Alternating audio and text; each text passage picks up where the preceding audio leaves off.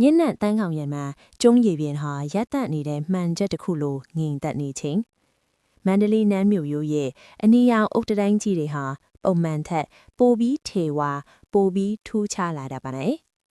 ဒီမြို့ရိုးတွေရဲ့အောက်ခြေမှာတာမန်လူတွေမသိနိုင်တဲ့သမိုင်းစာအုပ်တွေထဲမှာတေချာမရေးခဲ့တဲ့သစ္စာခံဝိညာဉ်တွေရှိနေတယ်ဆိုတာသင်သိပါသလား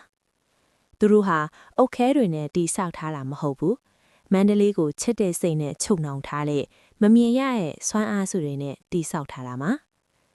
နမ်းမြူရိုးရာတကား12ပေါက်မှာအဆောင်အလျှောက်တွေရှိကြပါတယ်။ဒဏရည်တွေအရတော့ဒီတကားမကြီးတွေခိုင်ခန့်ဖို့အတွက်တစ္ဆာကြီးမားတဲ့လူပုဂ္ဂိုလ်တွေဟာမိမိတို့ရဲ့ကိုယ်ခန္ဓာကိုမြို့တော်အတွက်စစ်တေးခဲ့ကြတယ်လို့ဆိုကြပါတယ်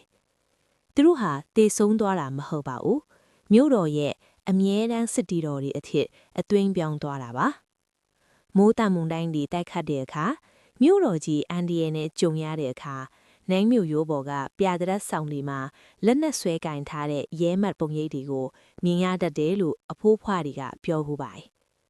သူတို့ဟာမန္တလေးရဲ့မမြင်ရတဲ့လက်မောင်းတွေပါရန်သူမျိုးငါးပါးမဝင်နိုင်အောင်မကောင်းဆိုးဝါးတွေမနှောင့်ယှက်နိုင်အောင်နိုင်တူရိုးကြီးကိုပခုံးနဲ့ထမ်းထားကြသူတွေပါဒါကြောင့်လဲမန္တလေးတယောက်ကျုံးမေးကိုရောက်ရင်အเจ้าမဲ့ရင်ဘတ်ထဲနှွေးထွေးသွားကြတာပေါ့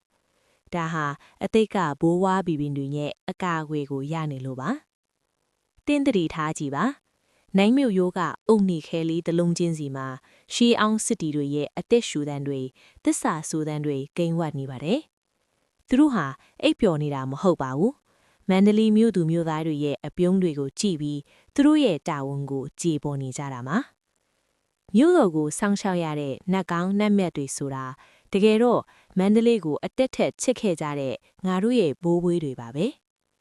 ခေတ်တွေပဲလို့ပဲပြောင်းပါစေနိုင်မြို့ရိုးကြီးရှိနေသည်၍ဒီတနာရီတွေရှင်တန်နေသည်၍မန္တလေးဟာဘယ်တော့မှအထီးကျန်မှာမဟုတ်ပါဘူး